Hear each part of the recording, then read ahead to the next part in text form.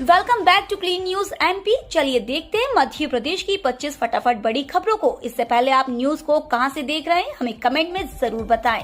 साथ ही वीडियो को लाइक करना बिल्कुल ना भूलें। मुख्यमंत्री शिवराज सिंह चौहान ने भाई दूज पर स्व सहायता समूह की महिलाओं से किया वर्चुअल संवाद। भाई दूज पर स्व सहायता समूह की महिलाओं से वर्चुअल संवाद करते हुए मुख्यमंत्री शिवराज सिंह चौहान ने पूछा कि धनतेरस पर क्या क्या खरीदा, दीपावली कैसे मनाई। देवास की रमा चावले ने बताया कि पुराना वाहन बेचकर नया पिकअप वाहन खरीदा है। अन्य बहनों ने आभूषण बर्तन खरीदने की जानकारी दी।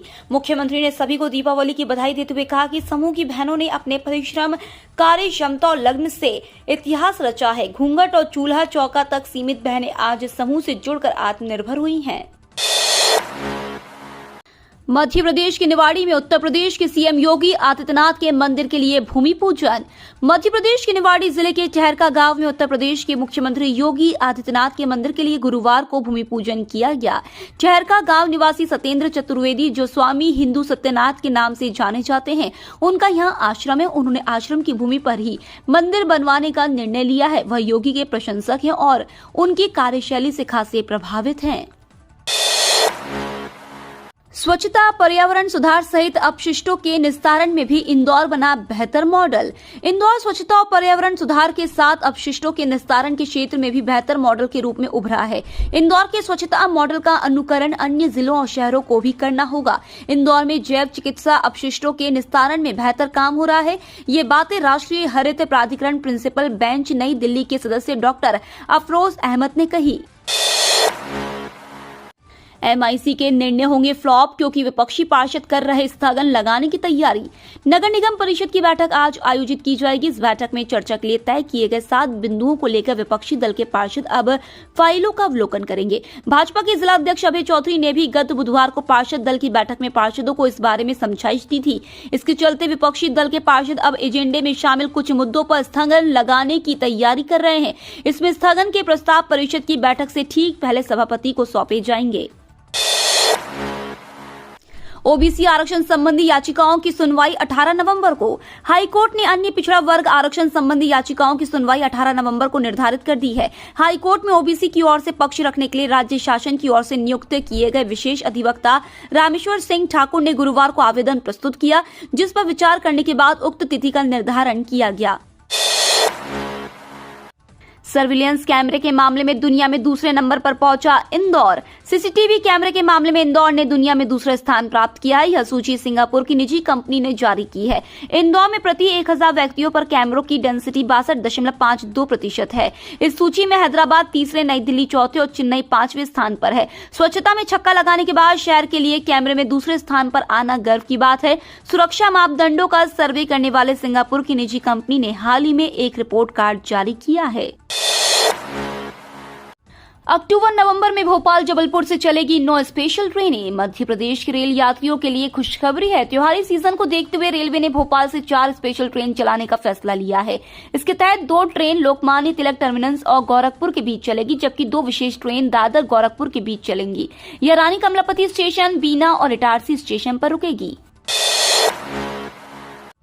मुख्यमंत्री फिल्म राम सेतु को करे टैक्स फ्री, संस्कृति बचाओ मंच की मांग। बॉलीवुड अभिनेता अक्षय कुमार की फिल्म राम सेतु सिनेमाघरों में रिलीज हो चुकी है। इस फिल्म को लेकर देश भर में चर्चा हो रही है। फिल्म रामायण काल से जुड़े सेतु राम सेतु पर आधारित है। फिल्म लोगों की धार्मिक भावनाओं से जुड़ी हुई है। इसी बीच संस्कृति बचाओ मंच के अध्यक्ष चंद्रशेखर तिवारी ने मुख्यमंत्री शिवराज सिंह चौहान जी से निवेदन किया है कि वह राम सेतु फिल्म को मध्य प्रदेश में टैक्स फ्री करे। कक्षा 10वीं के छात्रों के लिए महत्वपूर्ण अपडेट, दिशा निर्देश जारी, पालन करना होगा अनिवार्य। माध्यमिक शिक्षा मंडल के छात्रों के लिए महत्वपूर्ण सूचनाएं। दरअसल शिक्षण सत्र 2022-23 के हाई स्कूल परीक्षा के लिए महत्वपूर्ण सूचना जारी की गई है, जिसके तहत कक्षा 10वीं के छात्रों की निर्धारित भाषा विषय में कोई 3 भाषा विषय का चयन करना होगा। सूचना के मुताबिक नेशनल स्किल क्वालिफिकेशन फ्रेमवर्क विषय का चयन करने वाले छात्र को निर्धारित भाषा विषय में से कोई 2 भाषा का चयन करना अनिवार्य होगा। चना 17,213 तो सोयाबीन 15,301 रुपए क्विंटल बिका। दीपावली के 5 दिन के अवकाश के बाद कल आगर रोड स्थित कृषि उपज मंडी में मुहूर्त के सौदों के साथ कामकाज शुरू हुआ। सबसे पहले सोयाबीन की नीलामी हुई जो 15,301 रुपए प्रति क्विंटल में बिकी। वहीं सबसे ऊंचे दाम में चना बिका जिसका अधिकतम भाव 17,213 रुपए प्रति क्विंटल रहा। गेहूं मक्का की भी नीलामी हुई। 2 दिन पहले से ही मंडी में अनाज लेकर किसान पहुंचने लगे थे। बैलगाड़ियों के साथ ही ट्रैक्टर ट्रॉलियों की लंबी कतार लगी हुई थी। सभी राज्यों के गृह मंत्रियों का हरियाणा में होगा सम्मेलन। आज से सभी राज्यों के गृह मंत्री संघ शासित प्रदेशों के उप राज्यपाल और प्रशासक का हरियाणा के सूरजकुंड में सम्मेलन की शुरुआत होने जा रही है। इस सम्मेलन में सभी शामिल होंगे। वहीं मध्य प्रदेश के गृह मंत्री नरोत्तम मिश्रा भी इसमें शामिल होंगे। वह आज ही हरियाणा के सूरजकुंड पहुंच चुके हैं। खास बात यह है कि आज इस सम्मेलन की शुरुआत केंद्रीय गृह मंत्री अमित शाह करेंगे। वहीं प्रधानमंत्री नरेंद्र मोदी इस सम्मेलन में वर्चुअल रूप से शामिल होंगे। वर्चुअली वह इस सम्मेलन को संबोधित करेंगे। जबलपुर मेडिकल कॉलेज में अब हिंदी का पोषण। नमस्ते और प्रणाम बोलकर गुरुजनों का अभिवादन करते हैं। हिंदी में मेडिकल की पढ़ाई का आगाज होने के बाद यह बदलाव आया है। नेताजी सुभाष चंद्र बोस मेडिकल कॉलेज अस्पताल में यहाँ पहले माल न्यूट्रिशन अंग्रेजी में पढ़ाया जाता था, परंतु अब भावी चिकित्सकों को हिंदी में कुपोषण पढ़ाया जा रहा है। माल न्यूट्रिशन का हिंदी शब्द कुपोषण होता है। सरकार की घोषणा के बाद मेडिकल में एनाटॉमी, फिजियोलॉजी व बायोकेमिस्ट्री विषय की पढ़ाई हिंदी भाषा में कराई जा रही है। मेडिकल के चिकित्सा शिक्षकों का कहना है कि हिंदी भाषा मेडिकल की पढ़ाई का सकारात्मक असर देखा जा रहा है। एक्सीलेंस की राशि के लिए विश्वविद्यालय ने फिर रिमाइंडर पत्र भेजा। 7 अध्ययनशालाओं को सेंटर ऑफ एक्सीलेंस का दर्जा मिल चुका है, मगर अभी तक देवी अहिल्या विश्वविद्यालय को राशि नहीं मिली है। अब विश्वविद्यालय प्रशासन ने उच्च शिक्षा विभाग को पत्र भेजकर अनुदान आवंटन करने पर जोर दिया है। हालांकि विभाग से चरणबद्ध तरीके से राशि प्राप्त करने का आश्वासन दे रखा है। हालांकि जुलाई से विश्वविद्यालय अनुदान की राशि मिलने का इंतजार करने में लगा है। उच्च शिक्षा विभाग ने एक्सीलेंस के लिए नए सिरे से विश्वविद्यालयों से प्रस्ताव मांगे थे। जनवरी में विश्वविद्यालय की तरफ से 25 विभागों ने अपनी जानकारी भेजी। क्रिश्चियन मिशनरी सोसाइटी की जमीन पर सरकारी उपक्रमों के कब्जे को वैधानिकता की तलाश कर रहा जबलपुर प्रशासन। यूनाइटेड क्रिश्चियन मिशनरी सोसाइटी की निरस्त लीज पर काबिज सरकारी उपक्रमों पर प्रशासन ने नरमी बरतने के संकेत दिए हैं। जिम्मेदारों का कहना है कि सरकारी उपक्रमों को हटाने के बजाय उनको वैधानिक रूप से हक दिलाने पर विचार किया जा रहा है। इस बीच उन सभी कब्जाधारियों ने तहसीलदार रांझी के नोटिस का जवाब पेश कर दिया है। राज्य सरकार की बड़ी तैयारी। अनुकंपा नियुक्ति के नियम होंगे सरल। अनुकंपा नियुक्ति को लेकर ताजा अपडेट सामने आई है। मध्य प्रदेश सरकार जल्द अनुकंपा नियुक्ति के नियमों में बदलाव करने जा रही है। मीडिया रिपोर्ट्स के अनुसार इसके तहत नियुक्ति के नियमों को सरल किया जाएगा और 2008 से ही इसका लाभ मिलेगा। इस संबंध में जल्द संशोधन का प्रस्ताव कैबिनेट में लाया जाएगा। इसको लेकर सामान्य प्रशासन विभाग ने तैयारियां शुरू कर दी है। वर्तमान में प्रदेश में अनुकंपा नियुक्ति के 50,000 से ज्यादा मामले लंबित है।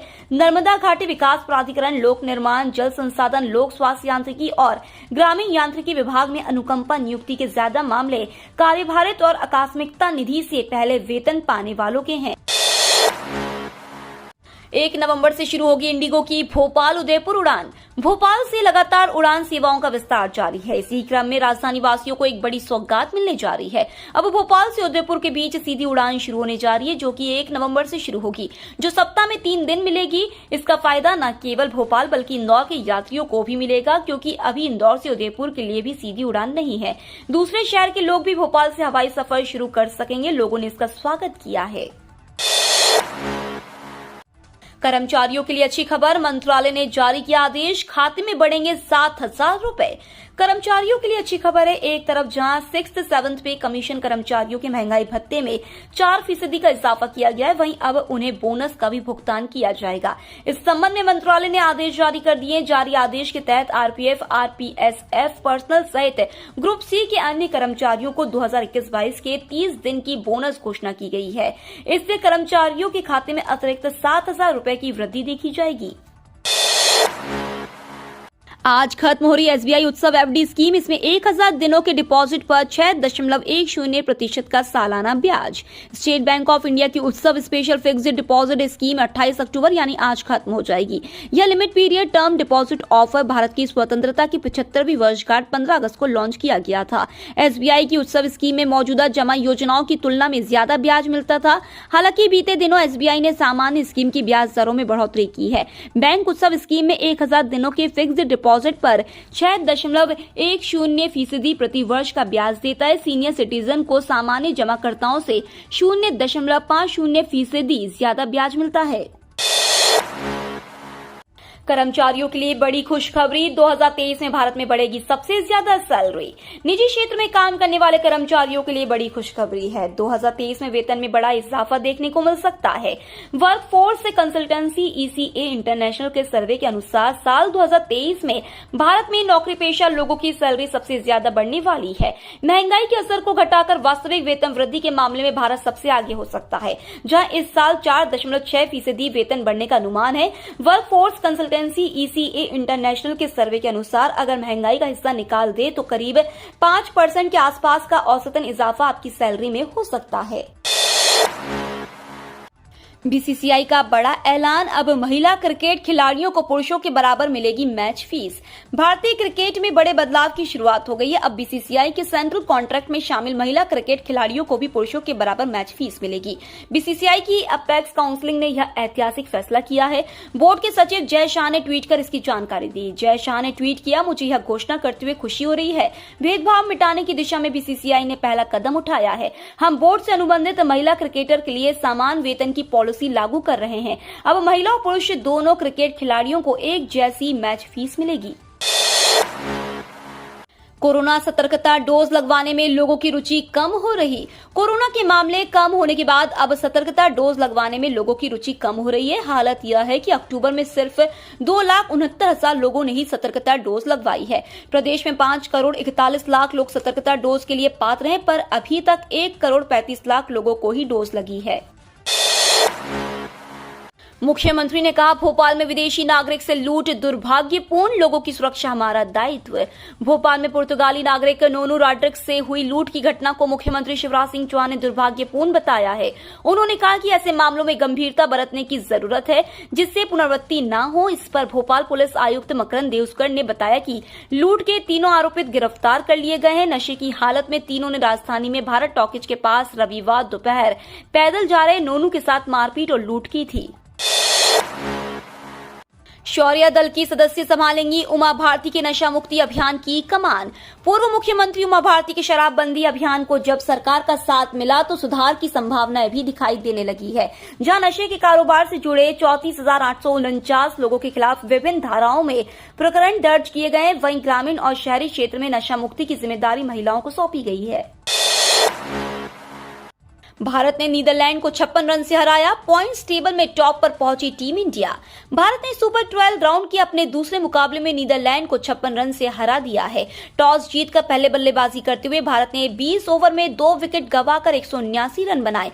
रोहित शर्मा ने 53 रन की पारी खेली, वहीं विराट कोहली 44 गेंदों में 62 रन और सूर्य कुमार यादव 25 गेंदों में 51 रन की नाबाद पारी खेली। जवाब में नीदरलैंड की टीम 20 ओवर में 9 विकेट गंवाकर 123 रन ही बना सकी। नीदरलैंड की ओर से टीम प्रिंगल ने सबसे ज्यादा 20 रन बनाए। भारत की ओर से भुवनेश्वर कुमार, अर्शदीप सिंह, अक्षर पटेल और रविचंद्रन अश्विन ने 2-2 विकेट लिए। वहीं मोहम्मद शमी को 1 विकेट मिला। अगले 3-4 दिन तापमान में रहेगा उतार चढ़ाव। पचमढ़ी में पारा 10.8 डिग्री। मध्य प्रदेश के मौसम में ठंडक बढ़ने लगी है। इसके पीछे का कारण बताते हुए मौसम विभाग के वैज्ञानिक बताते हैं कि इस समय जमीन में काफी नमी मौजूद है। दिन छोटे होने लगे हैं, इस वजह से जमीन शुष्क नहीं हो पा रही है। मानसून भी देरी से विदा होने से ठंडक बनी हुई है। हालांकि तापमान में उतार चढ़ाव का सिलसिला अभी 3-4 दिन तक बना रह सकता है। वर्तमान में प्रदेश के मध्य में एक प्रति चक्रवात बन गया है। इसके चलते ऊपर के स्तर पर हवाओं के साथ नमी आने लगी है। इस वजह से तापमान में कुछ बढ़ोतरी होने लगी है। ये तो थी आज की 25 फटाफट बड़ी खबरें। अगर आपको न्यूज पसंद आई हो तो चैनल को सब्सक्राइब करना ना भूले। धन्यवाद।